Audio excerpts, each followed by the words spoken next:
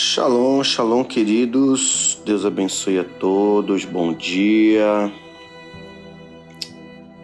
Que Deus te guarde, te proteja nessa manhã. Que a presença doce do Eterno conduza seus passos. Que hoje o Senhor te dê livramentos. Que hoje o Senhor guarde teu coração, sua família, seu trabalho.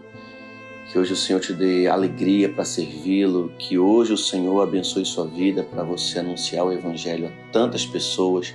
Que Deus te encha de amor para cumprir esta missão. Antes de iniciar nossa meditação hoje, eu quero compartilhar o que está em 2 Timóteo, capítulo 3, versículo de número 16, que diz: toda a escritura é inspirada por Deus e útil para o ensino, para a repreensão, para a correção e para a educação na justiça. Então estamos nesses dias de leitura, no plano de leitura anual da Bíblia, e muitas coisas nós estamos aprendendo, tendo acesso a muitos conteúdos e também refletindo sobre muitas passagens. Então, como diz Paulo aqui, que toda a escritura é inspirada por Deus. Nesta ocasião que Paulo diz essa palavra para Timóteo, até então, o Novo Testamento ainda estava sendo ainda escrito. Então, quando Paulo fala que toda a escritura ela é inspirada por Deus, ele tem em mente, nesse primeiro momento, o Antigo Testamento. É claro que ele vai ser ressignificado com a nova revelação em Cristo Jesus. Então, a gente lê o Antigo com essa perspectiva do futuro, com essa perspectiva do Novo Testamento, Só para deixar essa palavra introdutória aqui, para a gente iniciar aqui. Querido, e aí, como é que está o seu devocional? Como é que você está fazendo? Você está participando? Você está envolvido? Você está aprendendo? Está sendo uma bênção, amém? Tenho certeza para a sua vida. Queridos, eu quero destacar aqui alguns versículos aqui no capítulo 11, ou melhor, no capítulo 10 e 11, Melhor dizendo, 10 e 11 de Gênesis.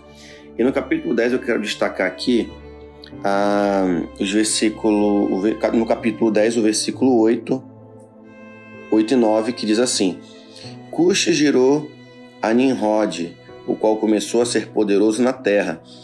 Foi valente caçador diante do Senhor. Daí dizer-se, como Nimrod, poderoso caçador diante do Senhor. Versículo 10 aqui para finalizar. O princípio do seu reino foi Babel, Ereque, Acade, Calné, na terra de Siná.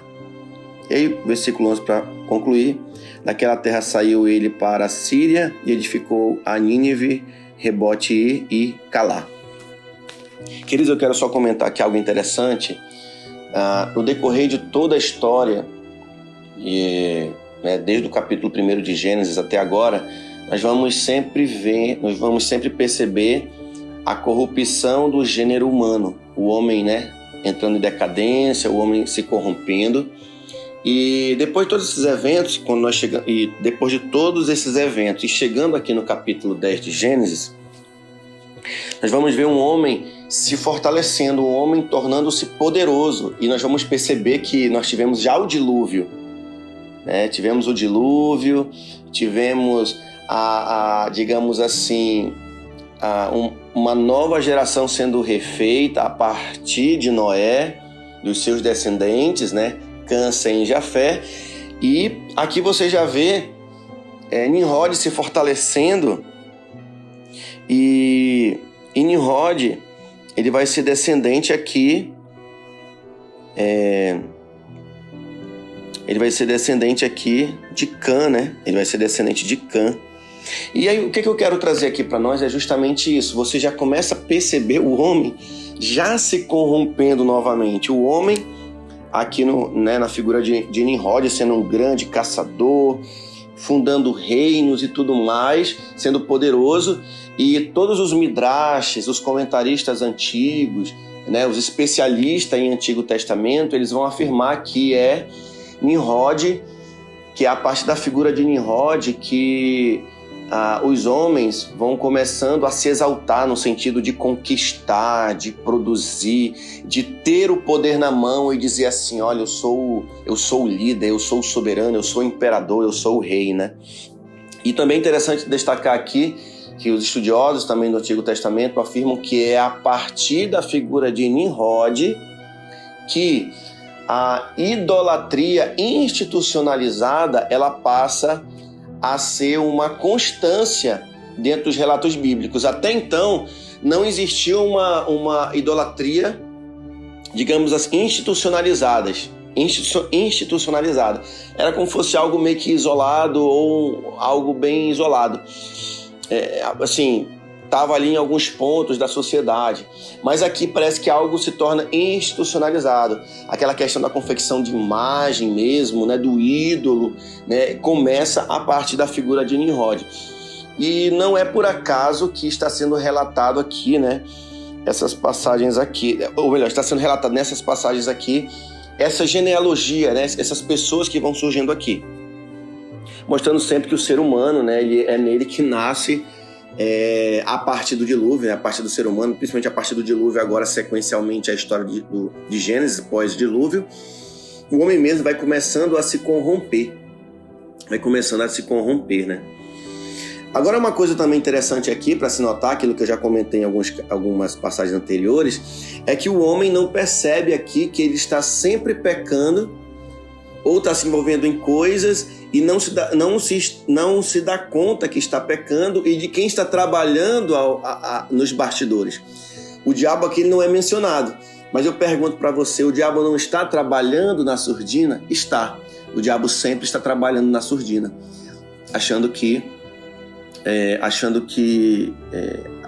tentando nos trazer, né, digamos assim, se passar, né, no meio da humanidade sem ser percebido, né? Isso que eu quero dizer. Mas vamos lá. Olha que coisa interessante aqui também. Quando chega aqui no capítulo 11, essa mentalidade de conquista, essa mentalidade de querer ser, né, o imperador, os soberanos, poderosos, já está bem enraizada. Tanto é que no capítulo 11, quando menciona aqui a Torre de Babel, né, e diz que a terra toda era apenas uma só língua. É uma só linguagem, uma só maneira de falar. E aqui, né, os estudiosos, inclusive Santo Agostinho vai dizer que essa língua que era falada unicamente era o hebraico. Inclusive tem uma curiosidade aqui, que a palavra sevarim, ou sanvarim em hebraico, que dá a ideia mais ou menos assim de algo de cegueira, dá uma ideia de cegueira, sevarim. Se você fazer uma variação dessa palavra, ela varia, por exemplo, para o espanhol em sem ver, que seria sem ver, e também no português sem ver, ou seja, dando a ideia que algumas palavras se parecem muito de fato com o hebraico. Então é só uma curiosidade aqui, né? Nas transliterações, nas mesclagens para outros idiomas, tem muitas palavras que elas têm raízes no hebraico, né? Bem interessante, ou se parecem muito com o hebraico. Então, por isso que os antigos aí, eles mantêm essa ideia de que o hebraico foi a primeira língua, né? Mas, enfim. Bom, então o que acontece aqui, né? Diz que Nimrod, voltando aqui o versículo 9 do capítulo 10, ele fundou a cidade de Nínive. Não só no capítulo... Aliás, não só no versículo 9, mas também no versículo 10, quando ele fala, né, que o reino dele foi em Babel, né? Então, quem tem um reino é porque era rei, então já era uma figura. E nós sabemos que a figura dos reis antigamente, dos imperadores, eram como deuses, né? Aí o que acontece aqui? Como eu disse, essa mentalidade, né, da construção, do poder já está bem enraizada. E aqui no capítulo 11, nós vamos ver Deus descendo para analisar e ver que de fato, né, o homem, como em outras passagens, Deus descendo para verificar. Esse descer para verificar não é que Deus não sabia o que estava acontecendo. É só mesmo para, digamos assim, tomar nota e dizer realmente o ser humano, testificar de fato no relato que realmente o ser humano ele tende a se corromper por conta, né, das suas vaidades. Tudo que o homem faz, ele tende a tentar se corromper. Isso que é muito interessante de observar. Então ele vem, Deus confunde as línguas ali, porque parece que aquelas gerações, elas queriam, né, dominar, exercer poder, talvez ser de fato deuses aqui na terra, né? Então Deus vai ali, confunde a língua até para que se cumpra aquilo de também eles povoarem a terra. Eles queriam se concentrar ali para manter um reino ali de domínio. Será que podemos até pensar dessa forma?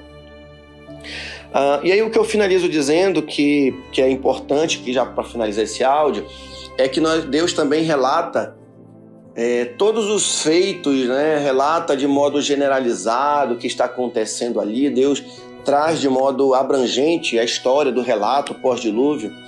E aí quando chega aqui no capítulo 11, já na parte final do capítulo 11, já para migrar para o capítulo 12, que vamos estudar amanhã, vamos ler amanhã, nós vamos ver Deus saindo de um relato geral e se focando para um relato mais direcionado, e aqui focando já na descendência de Abraão a partir de então. Então aqui nós já vamos ver toda essa geração, já a partir de Sem, né, dos filhos de Noé, no caso aqui Sem, lembrando o povo semita, e aqui especificamente Éber, né, que por isso que vem a palavra hebreu, né, que faz menção àqueles que são do outro lado do rio, ou aquele que atravessa, enfim, dependendo da conotação, mas tem essa ideia de alguém que está além do rio, ou aquele que atravessa.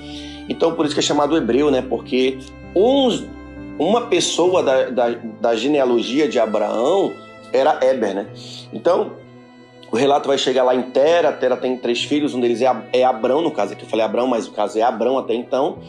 E aí começa a focar já, porque a partir de então Deus vai direcionar as suas ações, o seu chamado, a reconstrução do mundo, que vai começar primeiro no coração do homem através da fé, porque nós vamos perceber que se Abraão vai ser depois chamado o pai da fé, é porque a fé não existia mais naquelas gerações, né? As gerações estavam surgindo, mas não existia fé para acreditar nos propósitos e desígnios de Deus. Então eu concluo dizendo aqui para você que sobre isso, né? Que o poder ele corrompe.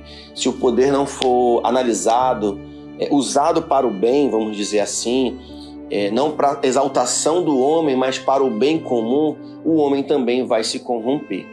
Então, na verdade, a gente vive sempre essa tensão do gênero humano, o gênero humano sendo corrompido, o gênero humano sendo tentado para ir em direções totalmente opostas daquilo que Deus sonhou e projetou para o ser humano. Que Deus te abençoe com essa palavra, que Deus nos livre das exaltações, que estejamos sempre vigilantes. Que Deus nos abençoe em nome de Jesus Cristo.